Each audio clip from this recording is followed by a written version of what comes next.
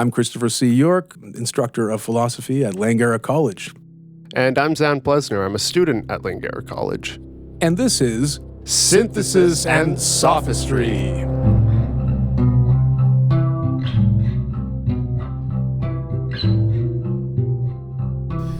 Today we're looking at Peter Singer's influential article, Famine, Affluence and Mortality. Oh, sorry, Morality.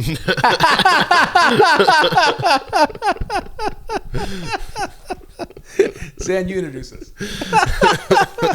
No, that was fine. That was great. That's staying in, right? Yeah. Oh, yeah. I always go for mortality because you see famine. You think about people dying. Yeah, exactly. You lead us off. Yeah, okay. So basically, this is a influential article by the great Peter Singer, great utilitarian philosopher. One thing that I always notice with Peter Singer is I always feel bad about myself after I read one of his articles. That means it's working. Yeah. Whether it's animal liberation or this, I'm always like, I radically need to change my behavior. You're never doing enough for Peter Singer. No, he's like a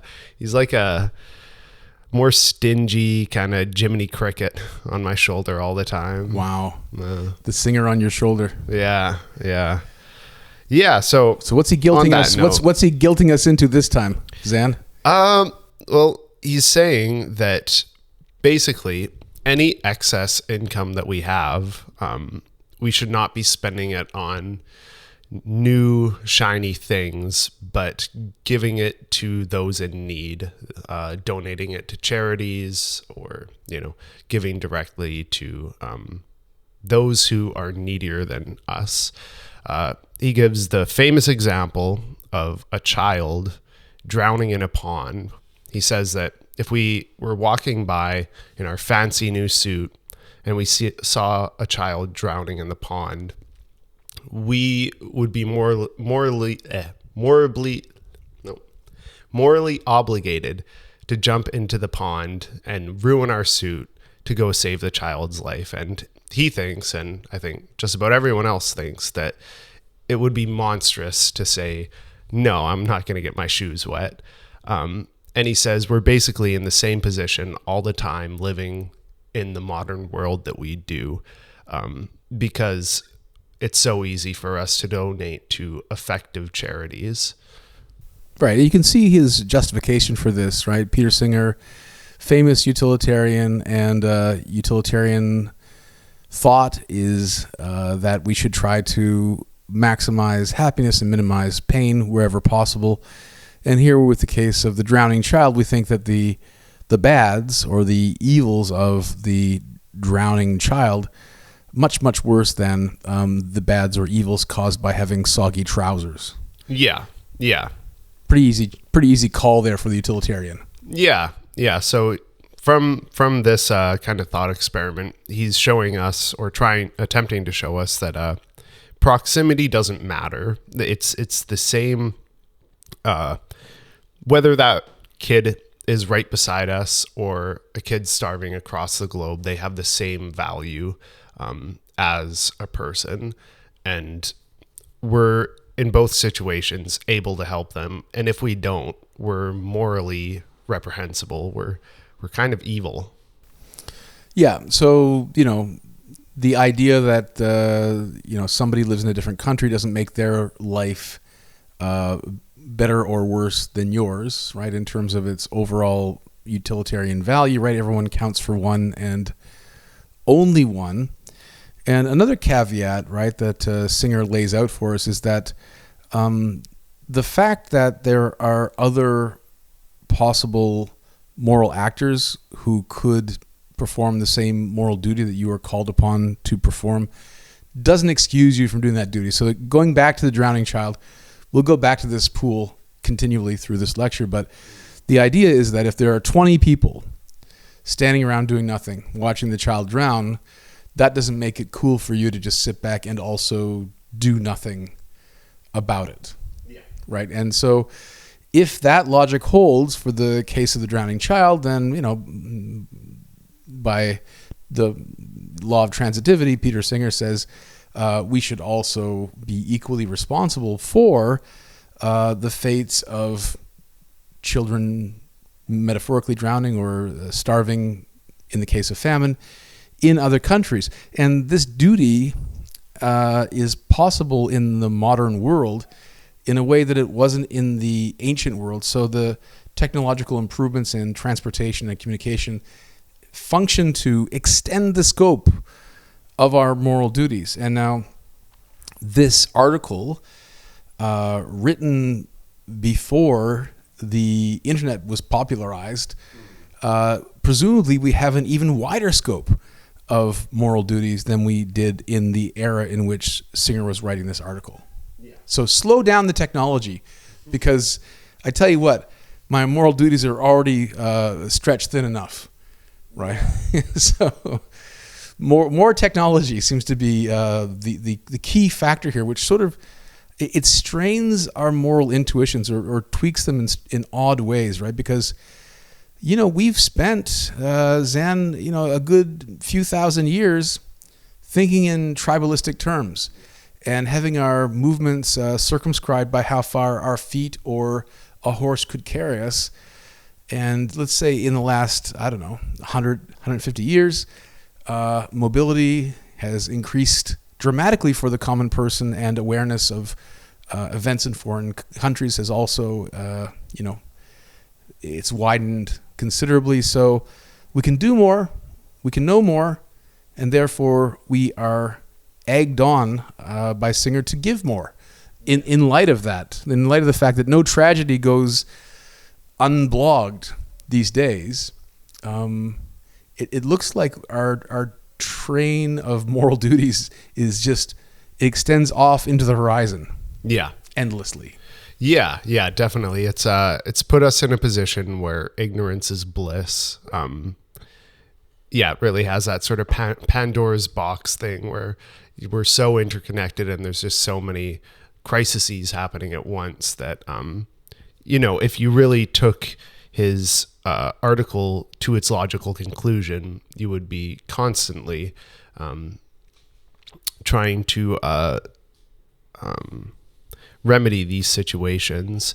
And I think for Peter Singer, that's kind of the idea that if everyone started to get on board with this, countries used it as a policy where they put their GDP towards helping other countries who are in dire need, then our economies would be completely reshaped and we would no longer be a consumer society, but there would be a much more globally equitable world out there.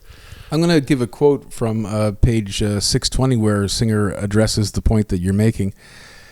He writes that we ought to give to the global poor until we reach the level of marginal utility. That is, the level at which, by giving more, I would cause as much suffering to myself or my dependents as I would relieve by my gift.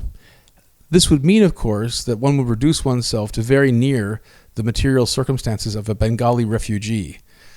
So obviously this is the first response, right, from a lot of people would be, wow, you're asking me to go from the sort of normal set of moral duties that I accept intuitively into something that looks like it's verging on the morally supererogatory, right, or asking me to do more than I am strictly morally required to do. Yeah. And for Singer, he would say, well, no, it's not supererogatory. It's obligatory. The same way that we should save the drowning child, we are morally obligated in the exact same sort of way. Does that logic follow for you, Zan? I think his logic is pretty sound, going off of this sort of utilitarian way he's looking at things, trying to minimize suffering and maximize pleasure.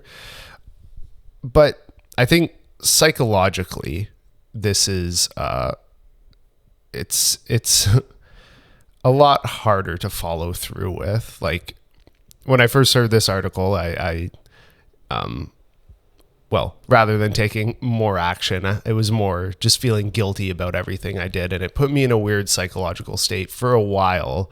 And it made me kind of police myself almost and feel a guilt anytime I would spend money on myself. And in the type of world that we do, in the like capitalistic economy that we live in, it puts us in a very weird position as actual people moving through the world.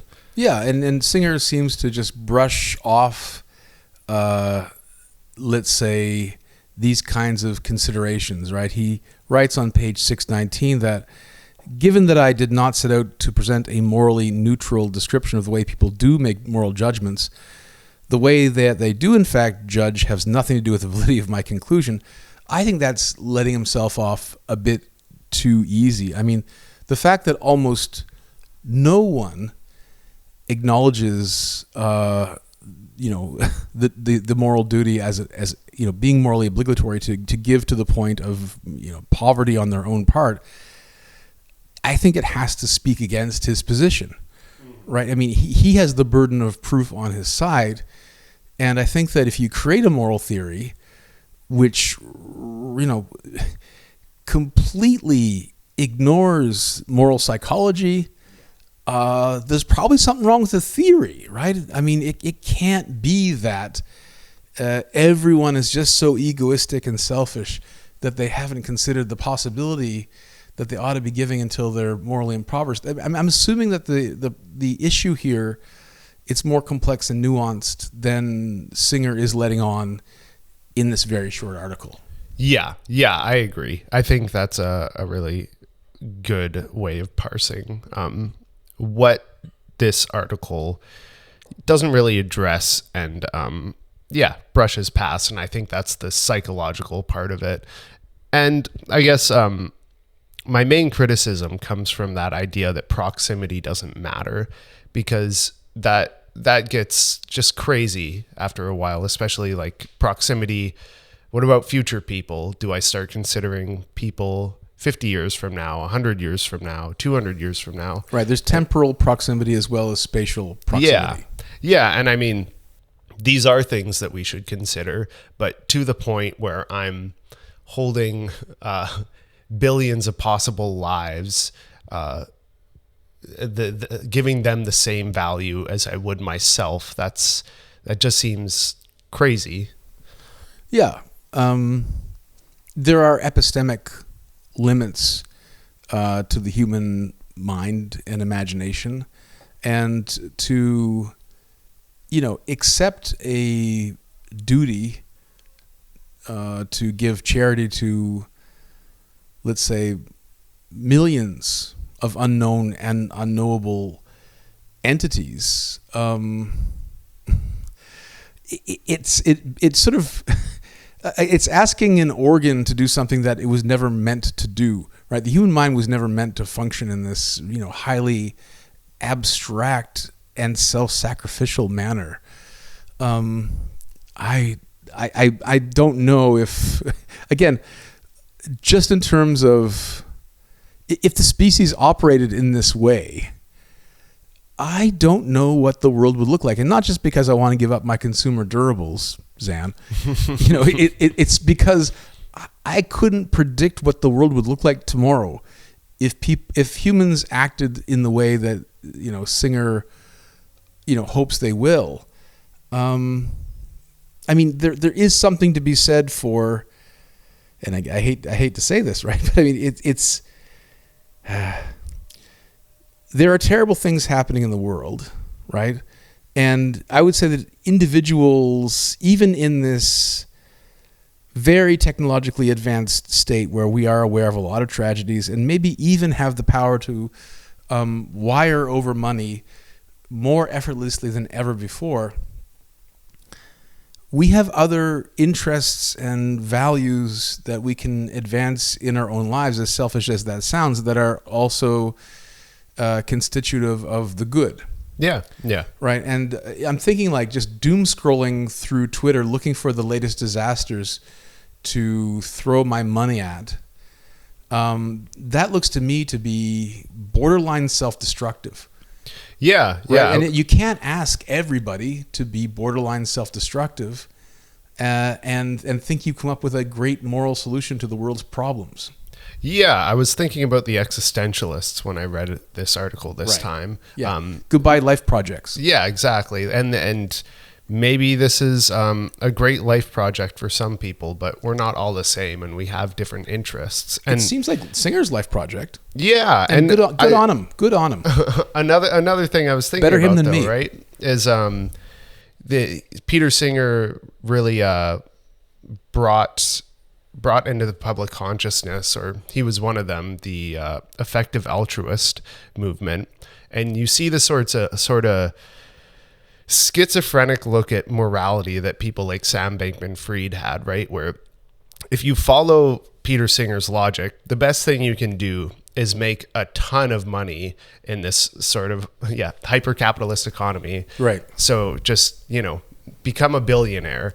And again, so going back to Adam Smith, right? Let the invisible hand take care of it. Yeah. If you let individuals pursue their personal projects and their greedy aspirations to accumulate capital, they'll overproduce, and some of that will roll down to the rest of society for their use and enjoyment and to the benefit of all. Yeah.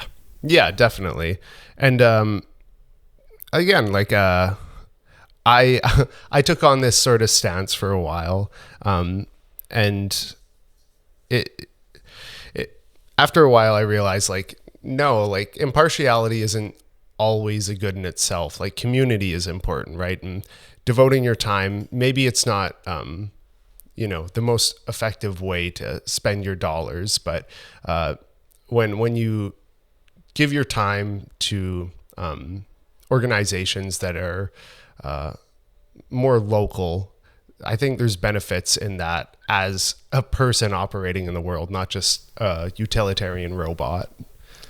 Right. I think that there's probably some value in having a variegated set of possible human experiences. It keeps the sort of aspirational dimension of human life alive.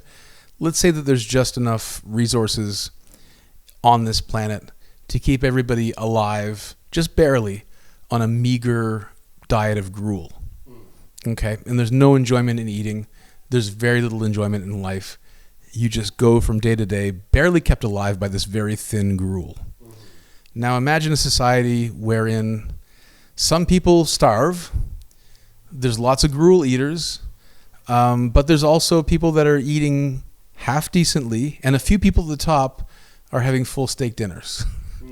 Like, I'm going to say, like, even though the second society is less defensible in terms of justice, it's more defensible in terms of being, a representative of more dimensions of human experience, right?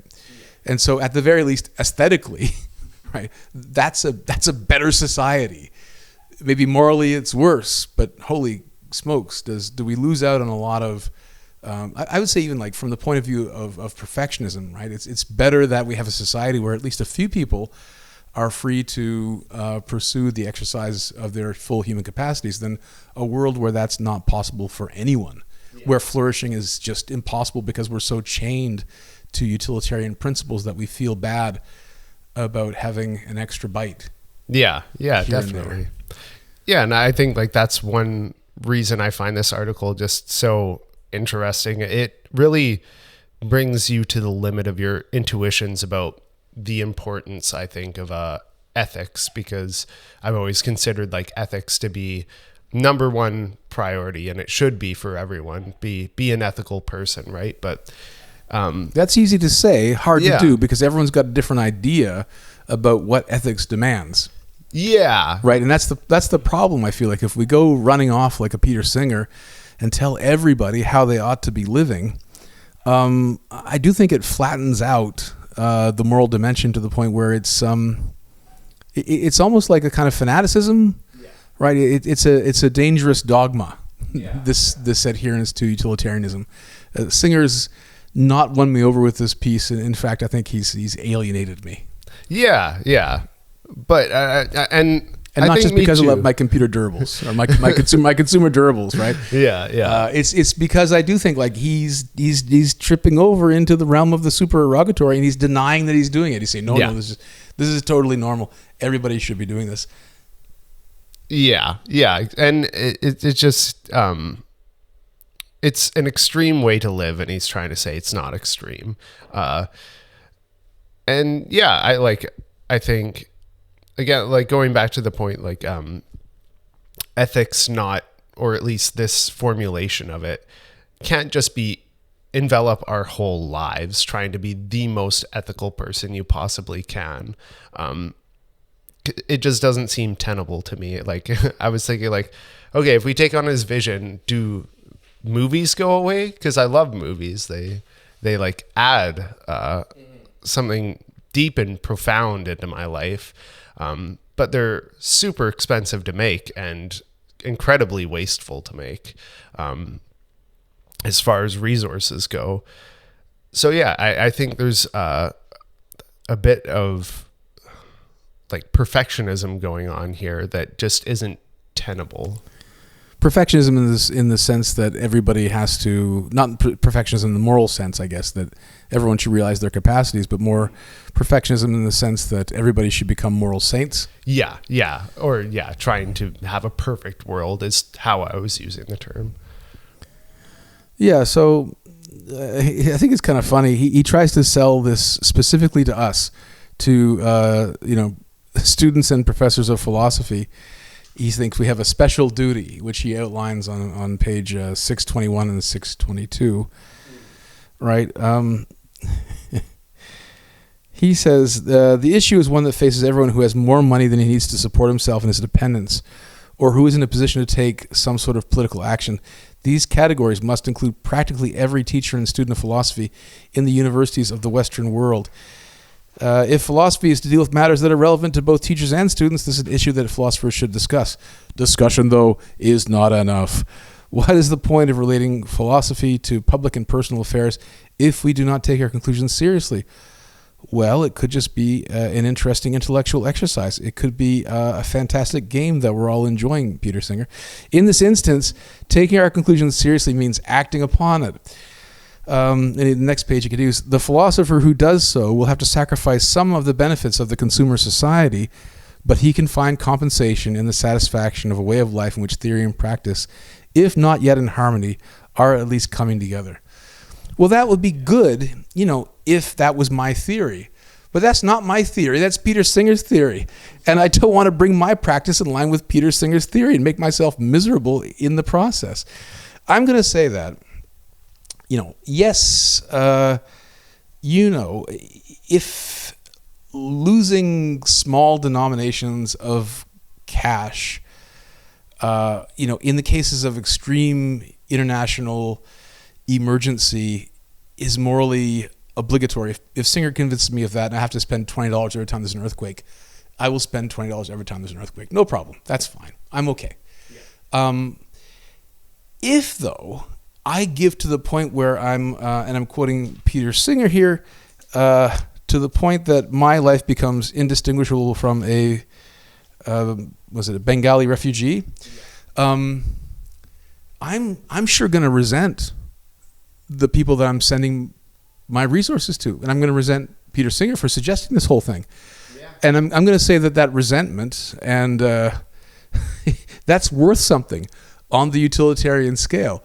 If I willingly embrace a lifestyle which makes me miserable, and just like if you make the whole world miserable together, it's a bit like the crabs in the bucket theory, right? Like you can't stand to see anybody succeed, and so you got to bring everybody down to your level, right? And that seems to be this lowering of everybody's level seems to be what Peter Singer is aiming for.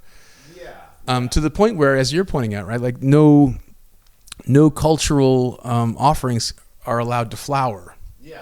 And then really human society is no different. And maybe this fits in with other dimensions of Singer's philosophy.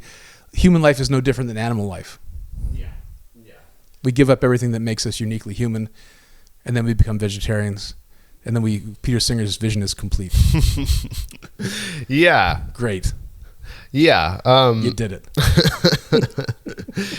Well, yeah, that, I guess, just for those who aren't aware, you're referencing how he calls for the complete equality of all animals to human beings.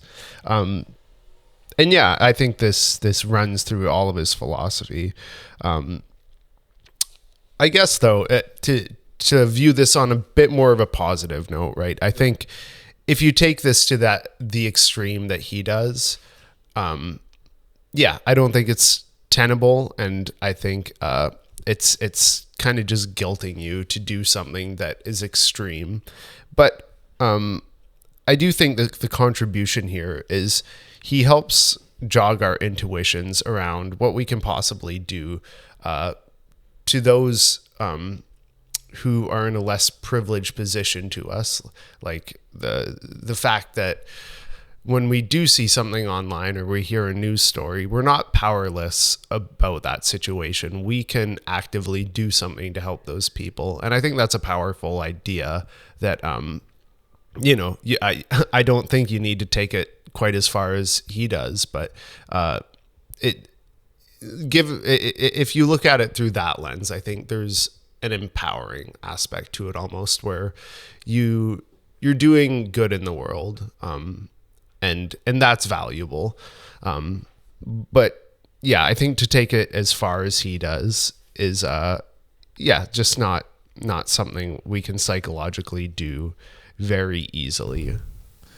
I mean, yeah, he draws our attention to the banality of moral callousness, right? And says, hey, you're doing all right. Maybe you could give a little bit more and sort of increase the net happiness of the planet. And that's a fair enough point. But I mean, I do think that his theory is operating in denial of the way that we actually do think, the way that we do act, and there are reasons for the way that we do think and we do act. Let's go back to the kid in the pool. I told you we'd go back there. Yeah. Okay. I rush onto the scene. I see that there's a drowning child in the pool. There are 20 people standing around doing nothing. Do I just dive right in? Probably not. I might ask them, why is everybody standing around? Someone might say to me, oh, that's because there's a live electrical wire in the pool. And until we deal with the live electrical wire in the pool, any rescue operation is going to seriously harm the next person that goes in there. Don't you think that we're not moral idiots? We'd probably jump in there as well, right? If we could, but the fact is it's not safe to.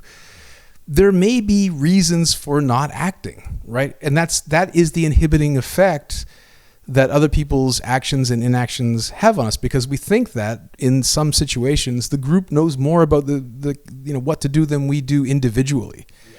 We take our cues from others, and I think that there's a reason for that, because we don't know everything.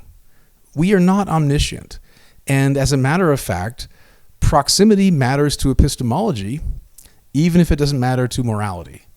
So I know best what to do, in the situations where I'm physically embedded or at least proximal. I get a sense of what's going on, and I can use my phronesis, right, my practical wisdom, to spring into action. Without that proximity, I don't have that phronesis, and the means, the information that I require to act virtuously are suspiciously absent. In foreign countries, I'm acting on hearsay. I'm acting on the presumption of reliable news when there might not be reliable news in the area. I'm acting with the assumption that the charities that I'm donating to are acting in good faith and not embezzling my money. Right? There's lots and lots of presumptions that are loaded into charity gifting in our society that aren't accounted for carefully in Singer's very wide-eyed, idealistic proposal. Yeah. Yeah, and again, I think you could take his idea and have it be more ideal, but again, it takes a radical transformation of society as a whole. And yeah, going back to your point about how this is a very individualistic approach. I mean, again, look at the people who subscribe to effective altruism nowadays. Like, they're billionaire sociopaths, if I'm being uncharitable here. Are you talking about Mr. Beast? Yeah. I mean, he doesn't strike me as a sociopath, just a weirdo. But yeah, it's this kind of idea. And I think I also have a problem with charity in some aspects, right? It's rather than Explain. well, when you have an organization dictating how funds are going to be spread for a group of people, rather than giving that money to those people themselves, or having circumstances in which they can earn that money themselves, there's something paternalistic about it, I guess. Well, also just ineffective. Like, cut out the middleman. You can always do best and better by acting, with your own sense of what's right and wrong. Like, for example, you find the drowning child in the pool. You save the drowning child in the pool. You don't give $5 to drowningchildfinders.org, right? Yeah. We find drowning children. Well, do ya? Right? I mean, how? How reliably? How often? Let's look into that, right? It's not going to satisfy my moral obligation to save drowning children to offload that moral responsibility to some intermediary, right? And I think that in a lot of cases, right, if you can cut out the middleman, you do better for yourself and others. Yeah, I think that's one thing that this view of morality misses. I do think that interpersonal interactions actually really do matter to our conception of morality and who we are as people and what is important to us morally. Martha lost her husband. Well, give her $10 for me, won't you? Yeah. Yeah, exactly. That's a great example. Okay. Yeah. Well, wouldn't it be better if you got proximal? Yeah. In that situation? Yeah. Rather than just like wash your hands of it with a tidy check. Yeah. Yeah, definitely. There's other ways of being of service than just giving money. And yeah, I think that's something that this also misses out on. Anything that reduces, any philosophy that reduces human beings to meat over meaning generating and meaning valuing agents is suspicious to me. Yeah. Yeah, definitely. And I think that's the main reason that this, for the vast majority of people, is not a psychologically tenable philosophy to abide by. But I guess to me, the piece kind of belongs to an earlier era of philosophy. Let's just call it like stunt philosophy, where the more outrageous a conclusion that you can force your article to support, the more attention and applause you get. But to twist the appreciation of the moral constraints and realities of the situation to the point that it supports this conclusion that we should all willingly adopt the lifestyle of refugees, it does such violence to most people's moral intuitions that it's implausible, right? So if it starts off from a place of radical implausibility, and then just digs deeper from there, it's difficult to get your audience on board. So I think it's attempting a stunt. I don't know if it lands the stunt. Yeah. Again, like where I see the value from this, though, is maybe having a mindset that you can reflect upon yourself and like the sort of privilege that we have living in a first world country, or I don't know, is that a term we use nowadays, or a rather rich country? Yeah, a relatively prosperous country. Yeah. And especially historically, how a lot of those riches have been earned off the backs of countries that have been colonized or things along those lines. I think if we adopted something where we had a more, I guess what I'm trying to say, having a more global outlook in our economics, I think it would be a good idea, and distribution of goods. And that's kind of where this lies for me. It gives a more global perspective on where we center our attention. Well, that's the sort of question, right? Is that is it a psychologically sustainable position to occupy, or is there may be no such view from nowhere, right, which we can occupy? I mean, we are embodied and embedded our culture, our family, our traditions, our ideologies, like all these things have a binding force on the way that we reason and the way that we live. And you have to uproot a good deal of that. You have to be, someone who's willing to sacrifice everything for seemingly nothing. Yeah. In other words, you have to be a philosopher. Yeah. And that's exactly who he's appealing to, right? You have to be someone who's willing to make your life into a travesty for the sake of an ideology. And those are the kinds of soldiers that he's looking for, in his crusade for global justice. Yeah. I think like that's definitely true on an individual level, but I think you could take this idea and maybe apply it to how we operate collectively as a country, or as a political system. Maybe there's some more room for this in how we relate to other countries. Yeah, so I mean, here's a job for sociologists and for students of politics, right? And maybe a job for psychologists. And everybody's going to have their account of how Peter Singer's theory either fits or doesn't fit with the dominant theories of their disciplines. He's not necessarily appealing to them. Yeah. He's trying to say, look, I've got these really great reasons. It's going to really convince philosophers. But again, like I just feel like this is it comes off as flat.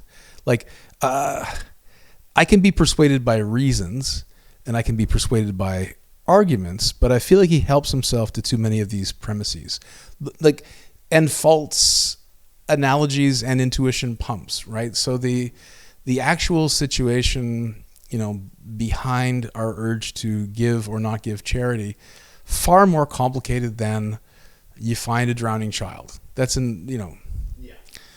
that's a false analogy. Yeah. Right. Yeah. And it's a lot deeper and it's a lot more complicated. And I feel like the level of self-sacrifice, that he's asking for is verging on self-destructive. And the reasons that he gives us to go along with this program,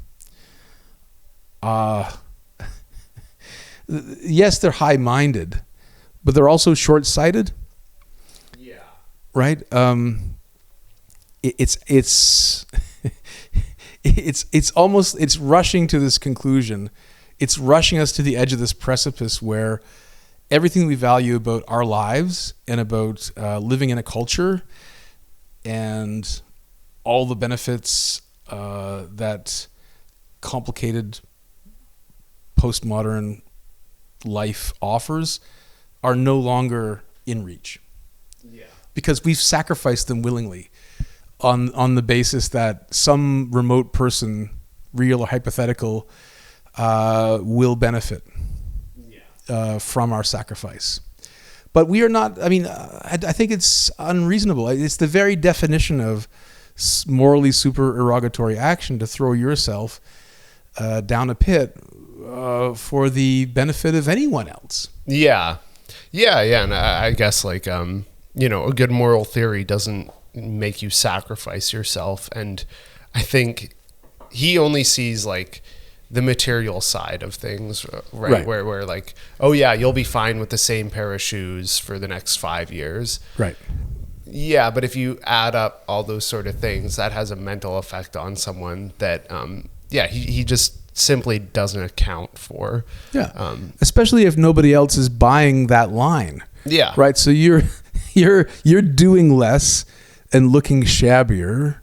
I'd like to take you to the movies, honey, but Peter Singer says I have to save some refugees. So, I know this coat is old and it stinks. I'm not taking you to the movies, but just be patient. And as soon as everybody starts giving, then the problem will be solved and I can stop sacrificing quite so much.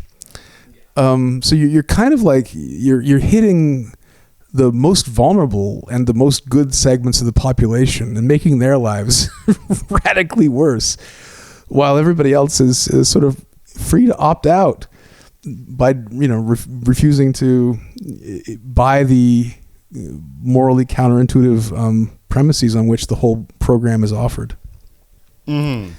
It's perverse. Yeah, it is. That's my judgment. And again, I don't think I haven't argued. Maybe I'm being kind of sloppy, in my argument against Singer, but I just find the stilts on which the argument rests are so questionable and silly that I find it. I'm not drawn to the conclusion as an irresistible force like Singer thinks that we ought to be, and that therefore maybe I'm hostile to this high-handed moral grandstanding. Yeah, that he's engaging in. He's trying to guilt us. Like that's the thing. Like he's saying we're bad people unless we do this, and that holds some weight. You don't want to see yourself as a bad person. And yeah, I think I'm okay with being, in Peter Singer's books, I'm okay with not fulfilling his idea of what moral duties are, because I think that there are things of greater value that would be sacrificed in his quest to create, let's say, global equality in miserable living conditions. So yeah, I'm happy to be the bad guy in Singer's books, because I sing to a different moral tune, right? The perfectionist in the Aristotelian sense moral tune, where I do think like a world wherein nobody's free to exercise their valuable capacities or don't have the opportunity to do that is a worse world to be in than a world where, more people are alive, but nobody's really thriving. Yeah. I guess so. If I was to be in his shoes and like push back, like couldn't more people realize their capacities if they were alive? Yeah. Or brought them up from the pits of poverty. Yeah, of course. Well, I guess now we're getting into the real utilitarian question here, right? The ones that walk away from omelas, right? So let's go to that world where there is a child in a pit, and that child suffering somehow magically in this world, described by Ursula Le Guin, sustains everybody else's cushy lifestyle, right? So looks like from a utilitarian perspective,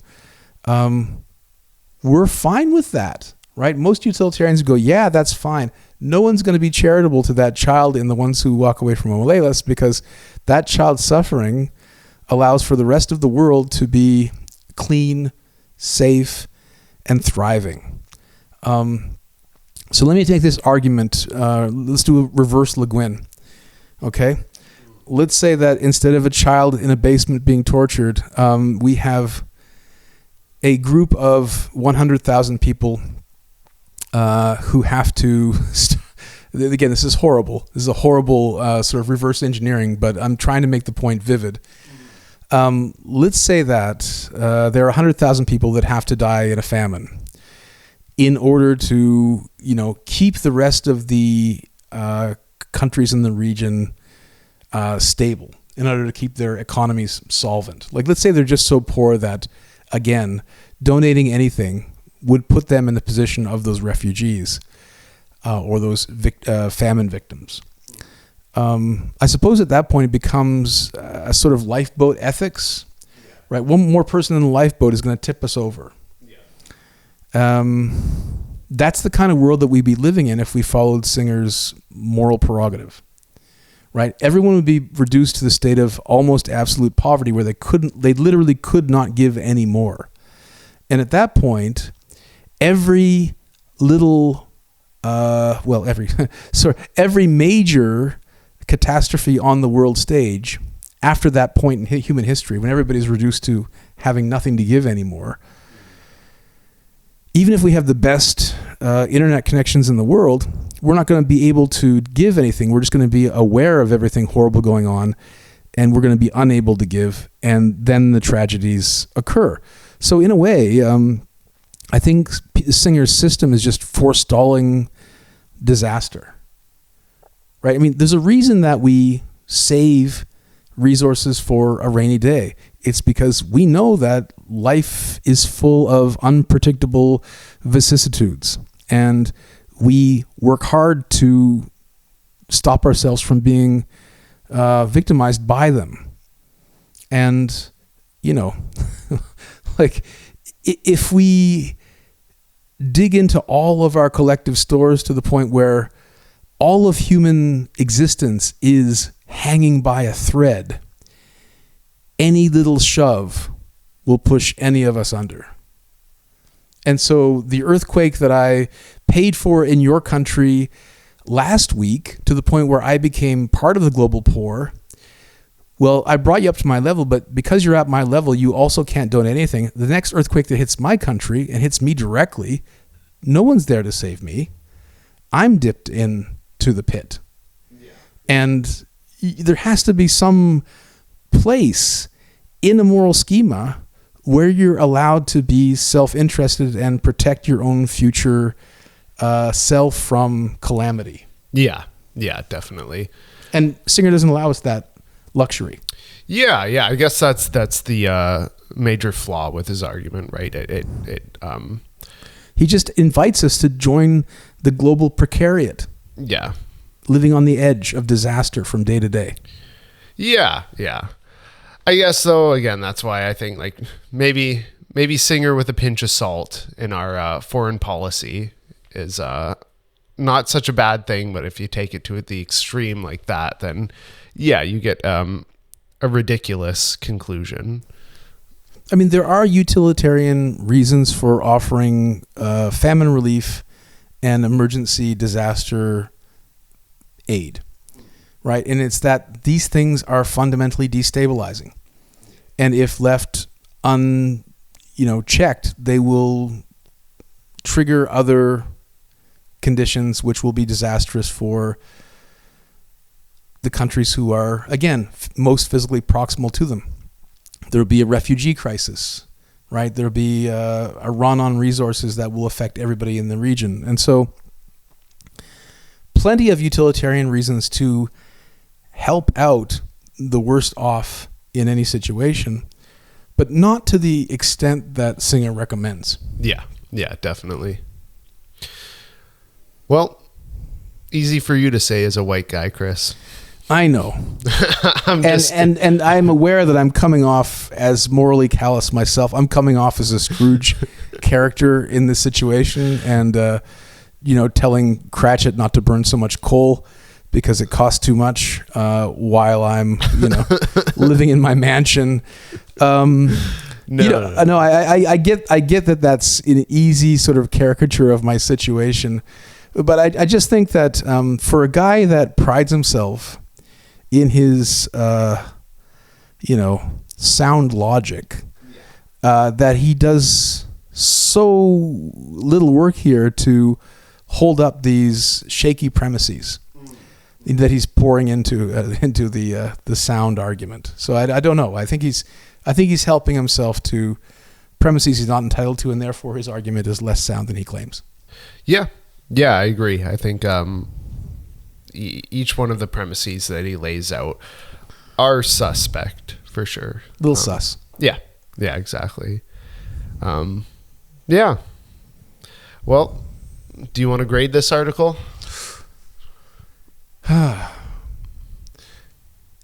Yeah. Uh-oh. As an undergraduate, I think that I was much more taken with this position. I liked the chutzpah. I liked the fact that he was speaking truth to power. I kind of liked him in the Bob Dylan way that he was like, de-pantsing the rich fancy pants, right? And embarrassing them into action. Yeah. And I do think there's lots of room for firebrands and rabble-rousers, and especially ones with a good moral conscience like Peter Singer seems to have, right? He does seem to be earnest. He isn't just like trying to, I don't know. He isn't necessarily, he has to shame people to get to his conclusion, but I feel like maybe he does have a good heart. He walks the walk. He walks the walk, but I feel like, gosh,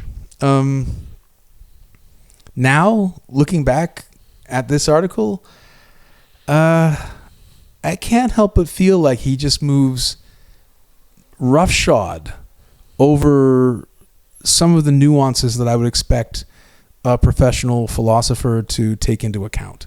I'd expect a much more cautious and careful laying out of why it is that nobody thinks this way at all. Yeah. Like, for a start. And then the other utilitarian arguments that I've just laid out after a day's reflection, right? Yeah. And so on and so forth. I think, like, it's a bit like a painter coming in and saying, look, I'm going to make your house look amazing. And then, they have this like bright pink square and they put it on the front of your house and they leave the rest untouched and they go, there you go. Done. And I'm like, well, that is a very impressive bright pink square. It really does add something, but what about the rest? And he goes, that's it. And I feel a little bit like that about this article. Yeah. I expected the whole house to get painted and I just have this little bright patch. Yeah. And so for me, it's like a C or a C+. Okay. Yeah. Not enough. More work, Singer. I mean, yeah, I think maybe I'm a little more favorable to it. You're a softy, Zan. Yeah. Maybe just because I'm dazzled by like big, weighty conclusions. Like, you're all bad people. There's something dazzling about that, I guess. I don't know. I've had my time of being a self-flagellant, Yeah. I'm over it. I'm over wearing a hair shirt and feeling bad about everything. Yeah. But I can see he's got you. He's got you by the heartstrings. I think there's definitely flaws, and I'm not convinced by his argument. But I do think it has some utility. Utility for teaching first-year college students morality. Yeah. And I think testing our moral intuitions and maybe thinking about things on a wider scale and thinking about our place in the world a little bit more deeply. Again, I don't think his conclusion makes a lot of sense just to say that I'm a bad person for taking my girlfriend out for dinner once a month. That's ridiculous. But he gets there in an interesting way. So. Right. Yeah, I'd give him a B. Okay. Well, they do say, right, that there's value in being strikingly wrong in an original way, rather than being right in a way that's too safe and doesn't say enough that's novel. So we have to give Singer his due here. Yeah, definitely. Yeah. All right. Anything else? Just to give you my thanks for bringing Singer to the table, and wishing you best on your guest lecture with Singer. Yeah, thanks, Chris. I'm looking forward to it. All right. Catch up with you next week. Thanks, Zan. Sounds good. Bye.